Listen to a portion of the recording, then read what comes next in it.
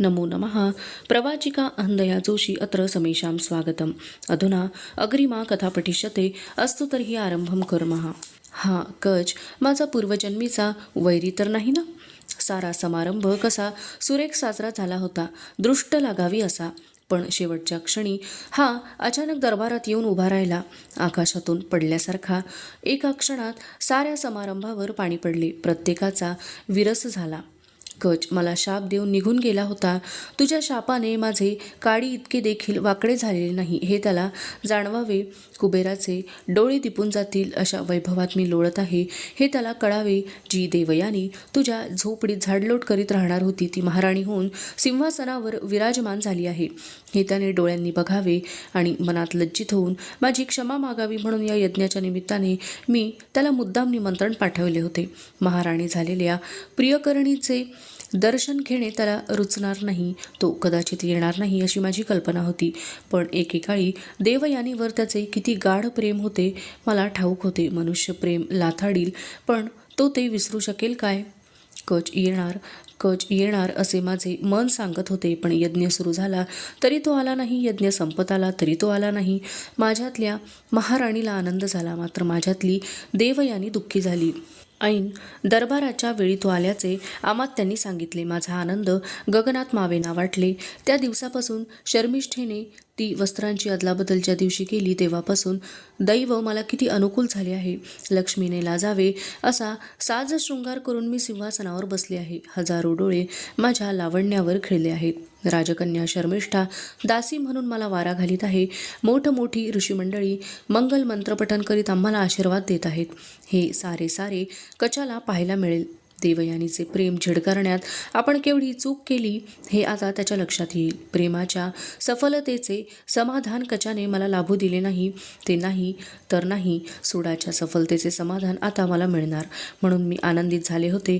पण अगदी शेवटच्या क्षणी माझे शस्त्र माझ्यावरच उलटले. सुडाचे समाधान मिळाले खरे, पण ते कुणाला? देवयानीला नाही तर कचाला. सासूबाई महाराज सारी कशी वेड्यासारखी वागली त्यावेळी. महाराजांना भावाच्या प्रेमाचा पुळका नेमका याच वेळी आला. थोडा वेळ गप्प बसले असते तर नेले असते सेवकांनी त्या वेड्याला बाहेर, बसले असते 4 फटके त्याच्या पाठीवर. आपण कुठे आहो आणि काय करीत आहो याची थोडी तरी जाणीव पाठीतून डोक्यात शिरली असती त्याच्या. सासूबाई सदा न कदा घुम्या असतात. खोल विहिरीच्या तळासारखे आहे त्यांचे मन. तिथे काय चालले आहे हे बाहेरून कुणाला कळायचे नाही कधी. पण सारे रीतिरिवाज सोडून आपण राजमाता आहो हे विसरून त्या एकदम पुढे आल्या काय. यती, माझा यती म्हणून वेड्यासारखे ओरडल्या काय आणि हजारो लोकांपुढे बेशुद्ध पडल्या काय. चे राजमातेला शोभण्यासारखे होते का हे? त्या मूर्छित पडल्या. मात्र एकच गोंधळ उडाला दरबारात. हा वेडा माझा थोरला भाऊ आहे, सिंहासनावर त्याचा अधिकार आहे अशी वेडगळ घोषणा महाराजांनी केली. मग काय, कुठला ऋषींचा आशीर्वाद नि कुठले काय. छे बाबांच्या तपश्चर्येला मोठा अपशकुन केला या वेड्याने. तो यती तर बोलून चालून वेडा आहे, पण महाराजांनी थोडे शहाणपण दाखवले असते तर. तो त्यांचा भाऊ आहे हे त्यांच्याखेरीज साऱ्या सभेत कोणाला ठाऊक नव्हते. त्याला बरोबर घेऊन येणाऱ्या कचाला सुद्धा तो कोण आहे याची कल्पना नव्हती. कुठल्या तरी गावात लोक धोंडे घेऊन या यतीच्या मागे लागले होते. इकडे येत असताना कचाने ते पाहिले, त्याला दया आली. तो त्याला बरोबर घेऊन आला. कचाची गोष्ट कशाला हवी. सासूबाईंनी सुद्धा त्या जोगड्याला ओळखले नव्हते. महाराज घटकाभर मूग गिळून बसले असते तर किती बरे झाले असते. सारा विरस टळला असता. का या घराण्याला वेडाचे वरदान आहे काय? तो यती महाराजांचे वागणे सुद्धा. हा वेडा इथे राहिला तर काय अनर्थ होतील हे मला कळेना. त्याच्या नावाने राज्य चालवावे म्हणून सासूबाई हट्टसुद्धा धरायच्या कदाचित. पुत्रप्रेम आले होते ना त्यांचे उचंबळून, आणि जाता जाता सुनेचे नाक सहज ठेचता येईल. महाराणी म्हणून ती सगळीकडे मिरवते, उठल्या सुटल्या आपल्यावर अंमल गाजवते. हे मनातून मुळीच आवडत नव्हते त्यांना. मी पडले ऋषिकन्या, ब्राह्मणाची मुलगी, नावडतीचे मीठ अळणी. मला महाराणी म्हणून मिळणारा मान नाहीसा व्हावा म्हणून या वेड्या यतीला राजा करण्याची सुद्धा धडपड केली असती त्यांनी. थोरला भाऊ होता ना तो. स्वतः महाराज भर सभेत म्हणाले त्याचा या सिंहासनावर अधिकार आहे. अगदी वेड्यासारखे वागले महाराज दरबारात. हे घराणेच नुसते वेडाचेच वरदान नाही या कुळाला, बाईचंही वेड दिसतं इथं. अगदी अनुवंशिक. माझ्या सासऱ्यांनी म्हणे इंद्राचा पराभव केला होता, केला असेल, पण इंद्राणीचे सौंदर्य पाहून त्यांच्या तोंडाला पाणी सुटले आणि सासूबाईंनी हे सारे माझ्यापासून चोरून ठेवले. पण राजवाड्यातल्या दासी काही कमी नसतात. त्यातल्या एका म्हातारडीने हे मला पहिल्या दिवशीच सांगितले. असल्या नहुष महाराजांची ही मुले, जटादाडी वाढवलेल्या आणि कफनी घातलेला हा यती इतक्या लोकांदेखत शर्मिष्ठेकडे पाहून ही बाई मला द्या म्हणाला. पुढे तो आचरटासारखे बोलला, पण लोकांना याचे वेड कोणत्या प्रकारचे आहे हे त्याच्या मागणीवरून अगदी स्पष्ट कळून चुकले. त्याला तरी कशाला हसायचे? तो बिचारा लहानपणी रानावनात पळून गेलेला एक वेडा होता. पण एवढे मोठे पराक्रमी ययाती महाराज, अश्वमेधाच्या वेळी दिग्विजय करून आलेले, राजे म्हणून प्रत्यक्ष सिंहासनावर आरूढ झालेले, पण अरण्यातल्या विहिरीतून बाहेर येणारी एक सुंदर तरुणी पाहिल्याबरोबर ते सुद्धा घायाळलेच की नाही? स्त्रीला पुरुष किती लवकर ओळखता येतो, त्याच्या डोळ्यात त्याचे सारे गुण आणि सारे अवगुण दिसतात तिला. मी विहिरीतून वर आले तेव्हा किती अधाशीपणाने पाहत होते महाराज माझ्याकडे. पुरुषाचे डोळे पाहिले की तो कामुक आहे की नाही हे झटकन स्त्रीला कळते. त्याची लोभस नजर दिसली म्हणजे हे सावज आपल्या जाळ्यात सहज सापडणार अशी तिची खात्री होते. विहिरीतून वर आल्यावर मी जी उभी राहिले, मला भय वाटतंय, माझा हात धरून मला काठावर घ्या असे ययाती महाराजांना सांगितले ते काय उगीच? त्यांच्या जागी कच असता तर आधी माझा हात धरा असे म्हणायचा धीरच मला झाला नसता. नि तो झाला असता तरी त्याने ताडकन उत्तर दिले असते. विहिरीत पडली होतीस, तुला वर काढणं हा माझा धर्म होता. त्या धर्माचं पालन मी केलं आहे. आता हवं तर तू विहिरीच्या काठावर ये, नाही तर पुन्हा विहिरीत उडी टाक. मला त्याचं सोयरसूतक नाही. कचाविषयी माझ्या मनात आकर्षण निर्माण झाले ते त्याच्या असल्या वागण्यामुळेच. आश्रमात आल्याबरोबर जर तो माझ्या भोवती पिंगा घालू लागला असता, माझ्या स्पर्शासाठी आसुसलेला दिसला असता, माझ्या सौंदर्याकडे अतृप्त दृष्टीने पाहत असलेला मला आढळला असता, तर मी त्याच्याकडे ढुंकून सुद्धा पाहिले नसते. पण त्याच्या डोळ्यात मला कधीही लालसा दिसली नाही. त्याच्या हालचालीत कामुकतेची छटा आढळली नाही. बायकांना असलेच पुरुष आवडतात. स्त्रियांच्या पाठीमागे लागणाऱ्यांकडे त्या पाठ फिरवतात. त्यांच्याकडे पाठ फिरवणाऱ्यांशी त्या पाठशिवणीचा खेळ सुरू करतात. किती विचित्र आहे हे, पण आहे खरे असे. आपला जीव धोक्यात घालून कच मला आवडणारी फुले रानावनातून आणीत असे. त्या फुलांनी त्याचे माझ्यावर किती प्रेम आहे हे मला अनेकदा सांगितले. मध्यरात्री अगदी माझ्या कानात, पण कचाने ते कधीच बोलून दाखवले नाही. एकदा बागेत माझ्या पायाला काटा टोचला. त्याची गंमत करण्याकरता मला साप चावलाय असे सांगितले. मी त्याला त्यावेळी त्याच्या डोळ्यात जे पाणी उभे राहिले त्याने मला त्याचे हृदय उघडे करून दाखवले. झोपण्यापूर्वी बागेच्या कोपऱ्यात लताकुंजात जाऊन तो आदिशक्तीची प्रार्थना करी. एकदा ती प्रार्थना मी ओझरती ऐकली. देवयानीला सुखी ठेव हे शब्द त्या प्रार्थनेत होते. माझ्या कानांवर ते पडले. ते ऐकताच माझ्या अंगावर रोमांच उभे राहिले. त्या शब्दांनी कचाचे माझ्यावर किती प्रेम आहे हे मला पुन्हा पुन्हा सांगितले. पुढे कितीतरी दिवस ते शब्द माझ्या कानात घुमत होते.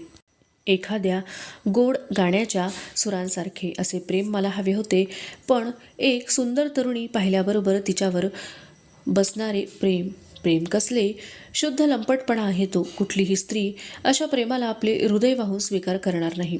जन्मभर प्रेमभंगाची स्मरणे घेऊन बसलेली दुःखी कष्टी प्रणयिनी राहायचे नव्हते मला. कचाने माझ्या हृदयावर मोठा घाव घातला होता. त्या घावाच्या वेदना विसरून जायच्या होत्या मला, म्हणून माझ्यातल्या प्रणयिनीला मी मनाच्या तळघरात कोंडून ठेवले, अगदी कायमचे. स्वामिनी होऊन त्या धुंदीत सारे जीवन घालवायचा मी निश्चय केला. माझा तो निश्चय व्हायला शर्मिष्ठेने मला विहिरीत ढकलून द्यायला आणि ययाती महाराज तिथे यायला एक गाठ पडली. विहिरीत पडलेली देवयानी आणि विहिरीतून बाहेर काढलेली देवयानी या किती भिन्न होत्या. विहिरीच्या काठावर असलेला पुरुष हस्तिनापूरचा राजा आहे हे कळताच त्या क्षणी त्याची राणी, नुसती राणी नाही, महाराणी व्हायचा मी दृढ निर्धार केला. भग्नप्रीतीच्या वेदना विसरून जायला मला वैभवाची धुंदी हवी होती. सत्तेचा उन्माद हवा होता. सदैव माझ्या तालावर नाचणारा नवरा हवा होता. लंपट नवराच बायकोच्या मुठीत राहू शकतो. हे सारे मी मिळवले एका क्षणात. पण कचाबरोबर आलेल्या या जोगड्यामुळे हा माझा दीर, वडील दीर, हस्तिनापूरच्या सिंहासनाचा खरा वारस आहे. म्हणजे हा वेडा इथे राहो, नाहीतर कुठेही निघून जाऊ. मी महाराणी आहे आणि शेवटपर्यंत महाराणीच राहणार आहे. या खूळ पंचांगाला कदाचित शर्मिष्ठा आवडेल. तो राज्याचा वारस आहे असे बघून ही राजकन्या त्याच्याशी लग्न करायला सुद्धा तयार होईल. कोणी सांगावे. या यतीचे स्तोम माजू नये म्हणून म्हणून तर त्याला राजवाड्यात ठेवायचे नाही असा मी हट्ट धरला. सासूबाईंचा लाडका मुलगा फार दिवसांनी, खूप वर्षांनी घरी परत आलेला. त्यांची फार इच्छा होती त्याला घेऊन इथे राहायची.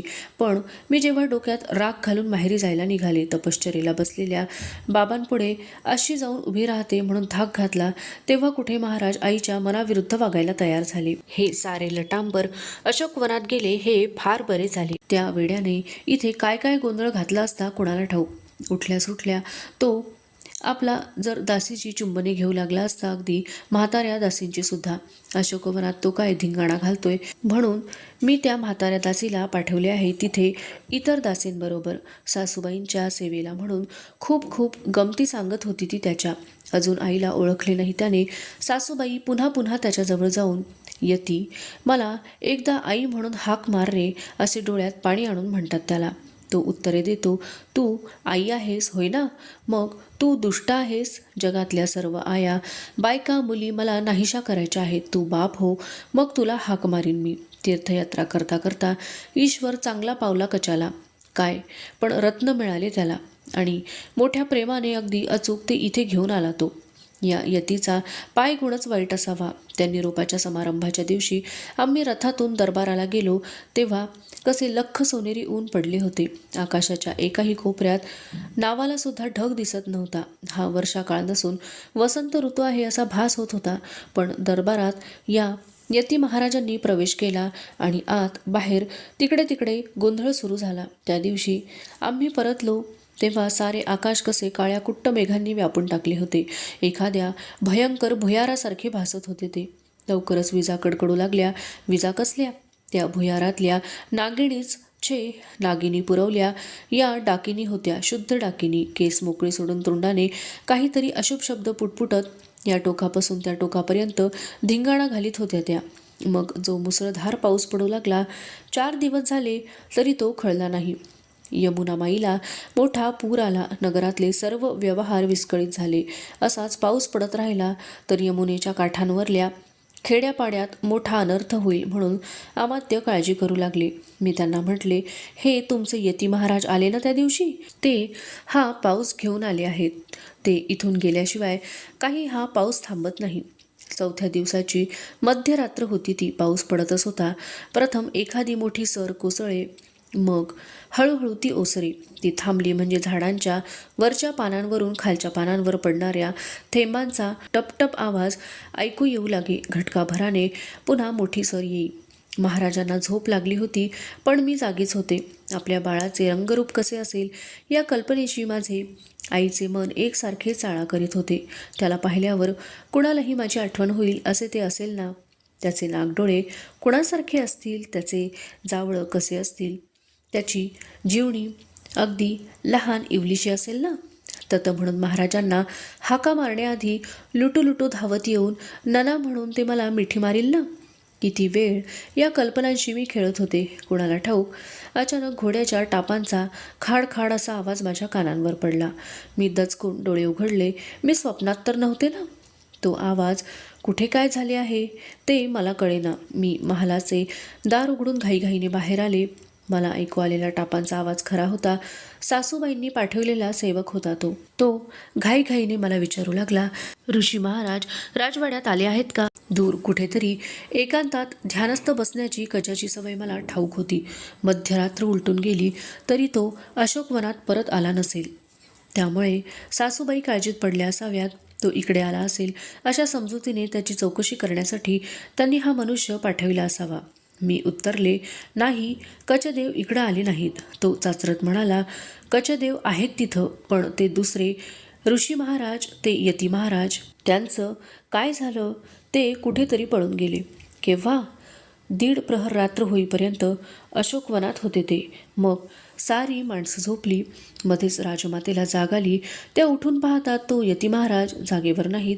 मी महाराजांना उठवले. ते लगेच घोड्यावरून अशोकवनात गेले. दुसऱ्या दिवशी सकाळी ते परत आले. त्यांनी सगळीकडे यतीचा शोध केला होता. अनेक सैनिक आणि सेवक दुथडी भरून चाललेल्या यमुनेच्या काठावर रात्रभर डोळ्यात तेल घालून फिरत होते, पण कुणालाही तो दिसला नाही. दुसऱ्या दिवशी नगरातून एक विलक्षण वार्ता ज्याच्या त्याच्या तोंडी झाली. दुथडी भरून चाललेल्या यमुनेच्या पाण्यावरून चालत पैलतरी गेलेल्या यतीला कोणीतरी पाहिले होते म्हणे. माझ्या त्या म्हाताऱ्या दासीकडून यतीच्या पलायनाचे रहस्य कळले तेव्हा हसता हसता पुरेवाट झाली माझी. अशोकवनात तो एकसारखा शर्मिष्ठेच्या मागे मागे असे म्हणे. त्या वेड्याचे बहुधा प्रेम बसले असावे तिच्यावर. असे प्रथमदर्शनी जडलेले प्रेम कुणी क्वचितच पाहिले असेल. 4 दिवस त्याने ही दर्शनभक्ती केली, पण नुसत्या दर्शनाने कुठल्या प्रेमिकेचे कधी समाधान झाले आहे? मग ही स्वारी स्पर्शभक्तीकडे वळली. मध्यरात्री सगळीकडे निजानीज झाल्यावर हा हळूच शर्मिष्ठेच्या शय्येपाशी गेला. त्याचा हात लागताच जागी येऊन ती ओरडली की दुसरे कोणी जागे आहे या भीतीने ते ओरडली कोणास ठाऊक, पण ती मोठ्याने ओरडली हे मात्र खरे. त्याचबरोबर हे बुवाजी घाबरले. खिडकीतून उडी टाकून ते बाहेर पसार झाले. यती काळोखात कुठे लपून बसला. शोधणाऱ्या लोकांना न दिसता तो कसा निसटला. मुसळधार पावसातून तो कुठे गेला. तो यमुनेच्या पाण्यावरून चालत गेला की यमुनेत बुडून वाहत गेला काही कळले नाहीच कुणाला. मी मनाशी म्हटले, बरं झालं सुंठी वाचून खोकला गेला. सासूबाईंच्या समाचाराला म्हणून मी अशोकवनात गेले. त्यांना राजवाड्यात परत यायचा पुष्कळ आग्रह केला मी, पण यतीला राजवाड्यात मी राहू दिले नाही. हा राग होता त्यांच्या पोटात. तो त्यांनी ओठांपर्यंत येऊ दिला नाही एवढेच. मला इथंच बरं वाटतंय असं म्हणून त्या तिथेच राहिल्या.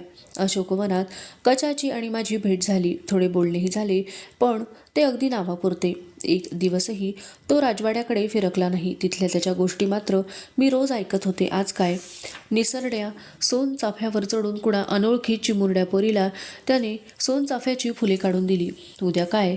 कुठले तरी एक आजारी वासरू घेऊन तो त्याची शुश्रूषा करीत बसला. महाराज तर दररोज संध्याकाळी मातोश्रींच्या सांत्वनासाठी अशोकवनात जात होते. प्रत्येक दिवशी परत आल्यावर ते नेमाने म्हणायचे, कचासारखा जुना मित्र भेटला म्हणून फार बरं वाटतंय बोलायला मला.